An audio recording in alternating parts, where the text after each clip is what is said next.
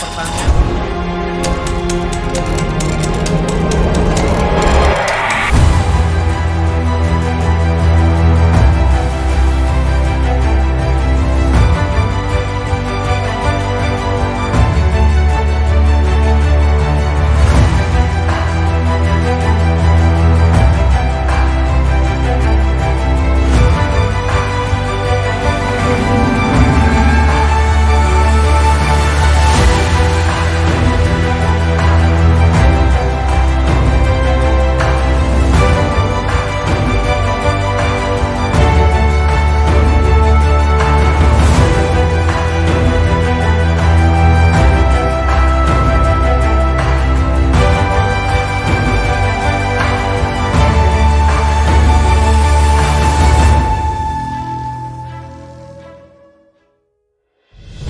Ingat, yang kita urus ini sesuatu yang strategis, penting dan sangat besar. Jajaran pertanian, orang-orang di pertanian adalah bagi Kementan itu sesuai perintah Bapak Presiden, lindungi peternak kita. Tadi malam, alhamdulillah vaksin 800 ribu juga datang.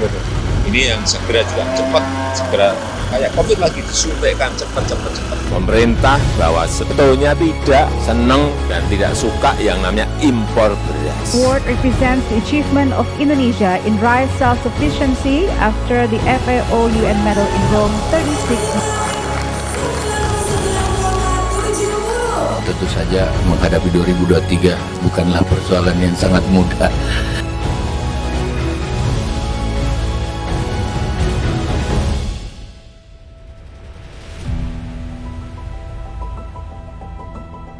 Kerja keras selama 1 tahun memperlihatkan hasil positif. Tahun 2021 baru saja berakhir. Banyak tantangan dalam pembangunan pertanian selama 1 tahun terakhir, khususnya akibat dampak pandemi COVID-19. Di awal tahun 2022, tepatnya pada bulan Januari, Kementerian Pertanian memaparkan 5 program strategis Kementan di tahun 2022 saat rapat kerja bersama Komisi 4 DPR RI di Gedung Nusantara DPR RI Jakarta. 5 program tersebut adalah program ketersediaan akses dan konsumsi pangan berkualitas, program nilai tambah dan daya saing industri, program riset dan inovasi, ilmu pengetahuan dan teknologi, program pendidikan dan pelatihan vokasi, serta program yang bersifat dukungan manajemen. Dalam meningkatkan produktivitas beras nasional serta menghadapi situasi perubahan iklim, Kementan melakukan kegiatan tanam padi sekaligus pencanangan perdana Indeks Pertanaman atau IP 400 yang artinya penanaman dilakukan 4 kali setahun. Kementan optimis penanaman program percepatan tanam IP 400 dapat meningkatkan produksi padi dan memitigasi anomali perubahan iklim. Masih di bulan Januari guna memperkuat kerjasama lintas negara serta mewujudkan pertanian modern, Kementerian Pertanian menghadiri pertemuan ke-7 tingkat Menteri Pertanian dan Pangan Negara D8 secara virtual dari ruang Agriculture Warum. Pertemuan ini mengusung tema mendorong pengembangan pertanian ramah iklim. Kementan berharap melalui forum kerjasama ini, seluruh Menteri Pertanian dunia dapat memperkuat sinergitas dalam mendorong adopsi inovasi dan teknologi CSA untuk adaptasi dan mitigasi perubahan iklim secara luas, khususnya di negara-negara anggota D8 dan dunia internasional pada umumnya. Pandemi COVID-19 belum berakhir, penyebaran virusnya pun semakin melanda dunia. Oleh karena itu, di bulan Februari 2022, Kementerian Pertanian secara resmi membuka vaksin booster sebagai upaya dan kontribusi nyata terhadap negara dalam memulihkan ekonomi nasional dan kesehatan masyarakat. Vaksin booster ini dilaksanakan di kantor pusat Kementerian Pertanian, Jakarta. Kementerian Pertanian meluncing core value ASN berakhlak dan employer branding ASN bangga melayani bangsa di ruang Agriculture Warum kantor pusat Kementerian Pertanian Jakarta. Nilai-nilai dasar berakhlak akan menjadi acuan sebagai dasar penerapan budaya kerja di Kementerian Pertanian untuk mewujudkan pertanian maju, mandiri, dan modern. Di bulan Maret 2022, Kementerian Pertanian memastikan ketersediaan sapi siap potong untuk masyarakat aman dan tercukupi menjelang Ramadan hingga Lebaran 2022. Kementan memastikan bahwa isu Indonesia kekurangan daging sapi tidaklah benar dan menghimbau kepada masyarakat agar tidak perlu khawatir dan termakan isu yang tidak benar. Kementerian Pertanian bersama Komisi 4 DPR RI memastikan stok pangan khususnya beras di gudang Bulog Baru, Kelurahan Pulau Brayan Darat 2, Medan, Sumatera Utara. Wakil Ketua Komisi 4 DPR RI mengatakan menyambut bulan suci Ramadan 2022, kebutuhan stok beras dalam kondisi aman. Bahkan menurut Wakil Ketua Komisi 4 DPR RI, Indonesia tidak perlu lagi melakukan impor beras. Ketahanan pangan nasional menjadi salah satu program pemerintah untuk masyarakat yang sehat, aktif, dan produktif secara berkelanjutan. Guna mendukung ketahanan pangan, Bank Negara Indonesia bekerja sama dengan Kementerian Pertanian dengan terus mendorong penyaluran kredit usaha rakyat atau KUR ke sektor pertanian unggulan. Dan dengan mengucap Bismillahirrahmanirrahim, 7 kontainer komoditas pinang biji pada pagi hari ini saya nyatakan diberangkatkan. Menteri Pertanian Syahrul Yassin Limpo mendampingi Presiden Joko Widodo melepas 7 kontainer yang berisikan komoditas pinang biji untuk diekspor dari Provinsi Jambi. Presiden menyebut kalau pinang biji sangat diperlukan di sejumlah negara. Dengan begitu ia berharap Indonesia bisa melakukan ekspor pinang biji dalam jumlah yang lebih banyak lagi. Kementerian Pertanian melepas 53 petani milenial untuk magang ke Jepang dari 19 provinsi di Indonesia yang berlangsung di Gedung Bina Karakter Pusat Pelatihan Manajemen dan Kepemimpinan Pertanian Ciawi Bogor. Program ini bertujuan untuk memberikan kesempatan bagi pemuda tani belajar tentang tata kelola pertanian yang maju, mandiri, dan modern. Kementerian Pertanian kembali melepas ekspor sarang burung walet asal Bogor, Jawa Barat sebanyak 221 miliar ke negara tujuan China bersama PT Anugrah Citra Walet Indonesia. Nilai ekspor sarang burung walet Indonesia ke China berada di posisi pertama dengan total nilai tahun 2020 mencapai 413 juta US dollar dan naik 88,5% dari total nilai ekspor periode tahun 2019. Kementerian Pertanian menggelar pasar tani berupa bazar Ramadan 12 komoditi pertanian yang digelar di 34 provinsi di seluruh Indonesia. Saya berharap tentu saja PMK hadir, tapi kita tidak boleh panik berlebihan.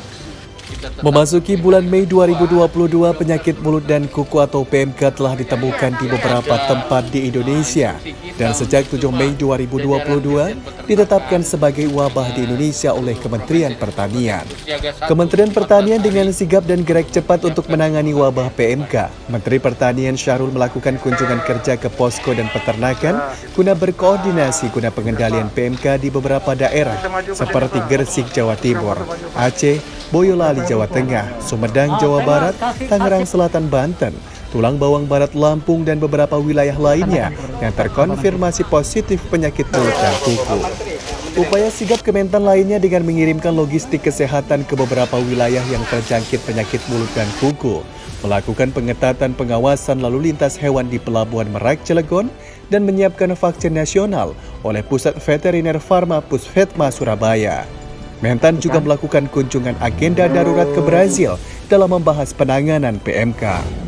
Pada bulan Juni menjelang Idul Adha, Kementerian Pertanian memastikan ketersediaan hewan kurban aman terkendali. Menteri Pertanian Syahrul melakukan tinjauan langsung ke Cold Storage Daging Tangerang, Banten. Peninjauan bongkar muat 550 ekor sapi lokal yang dikirim dari Nusa Tenggara Timur dan beberapa tempat lainnya. Mentan juga mengawal secara langsung kedatangan kapal ternak dari NTT yang membawa sapi potong untuk kebutuhan kurban di Pelabuhan Tanjung Priok, Jakarta. Kementerian Pertanian bersama dengan pemerintah daerah Provinsi Jawa Timur secara perdana melakukan vaksinasi massal dalam upaya pengendalian penyakit mulut dan kuku di Kabupaten Sidoarjo, Provinsi Jawa Timur. Selain itu, upaya penambahan vaksin juga terus dilakukan. Menteri Pertanian memantau langsung kedatangan vaksin PMK tahap kedua dari Perancis di Bandara Soekarno-Hatta, serta dilakukannya gerakan disinfektan nasional dalam rangka pengendalian PMK. Masih dalam bulan Juni, dalam virtual workshop Agriculture Working Group AWG G20 Indonesia yang membahas gap analysis on food loss and waste indices, Menteri Pertanian mengajak negara-negara di dunia untuk menekan food loss and waste.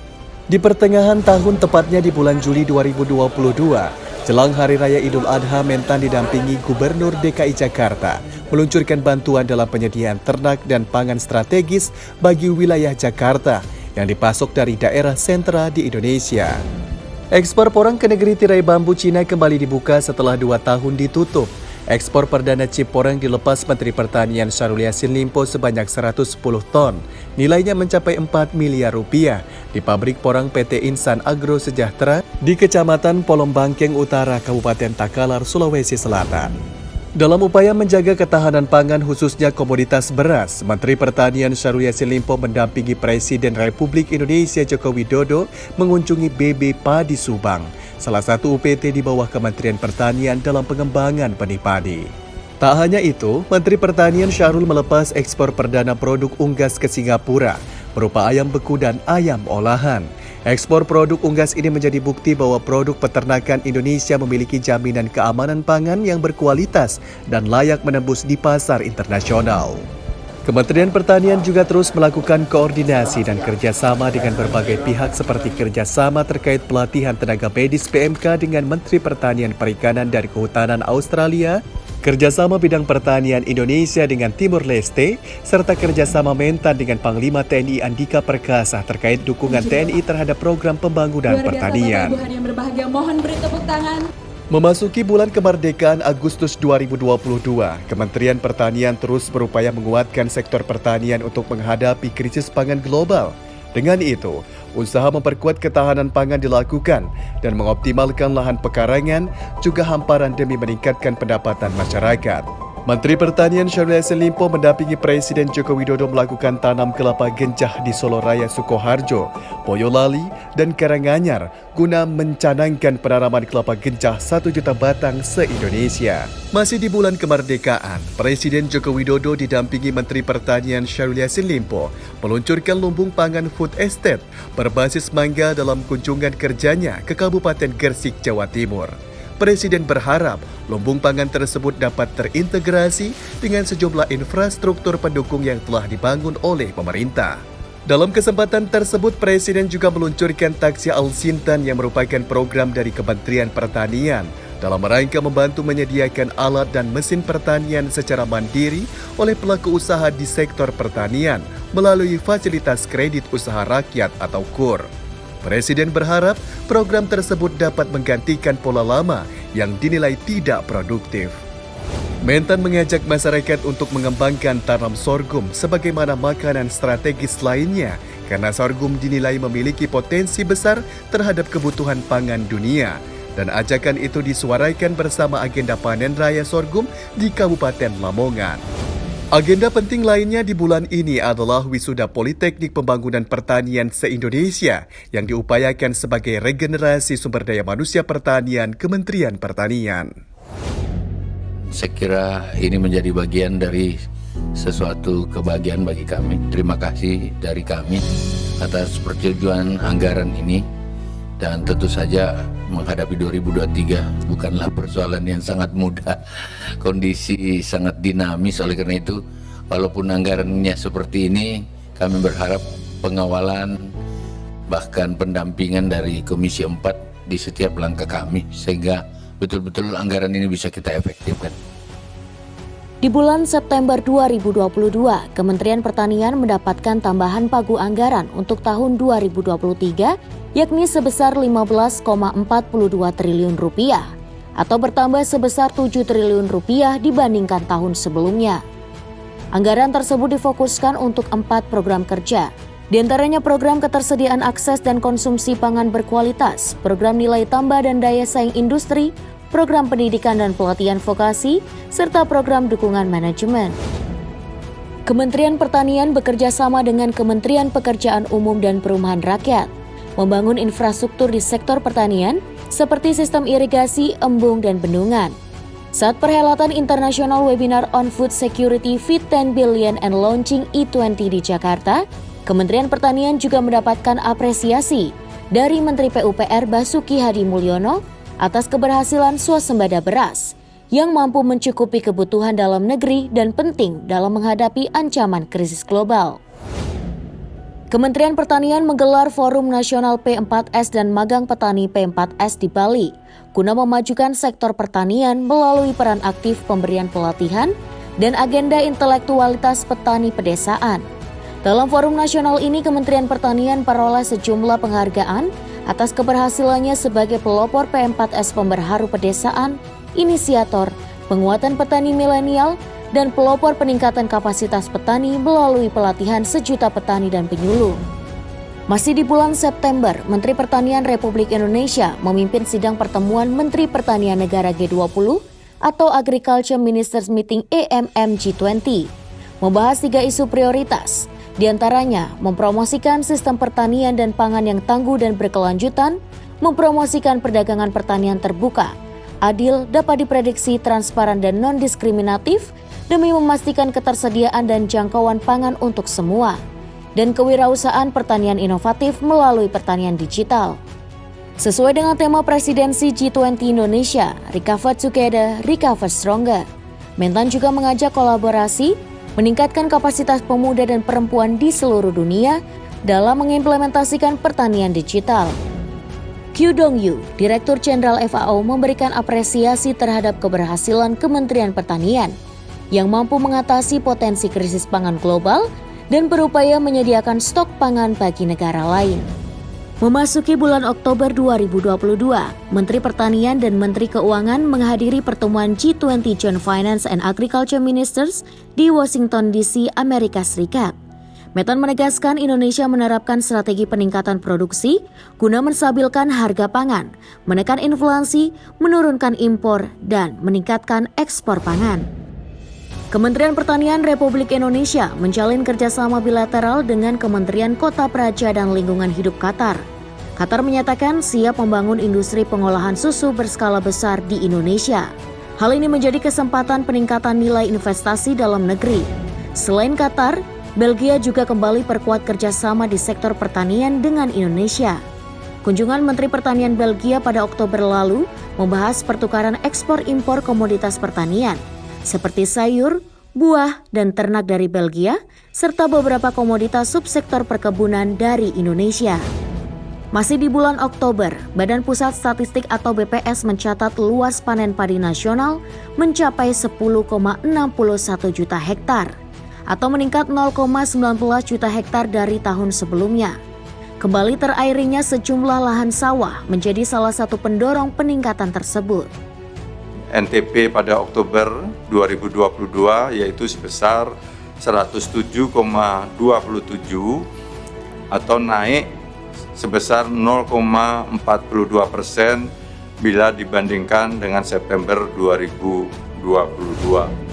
Selanjutnya November 2022, Badan Pusat Statistik melaporkan nilai tukar petani atau NTP di 23 provinsi alami kenaikan, sehingga NTP nasional tumbuh sebesar 107,27 atau 0,42%.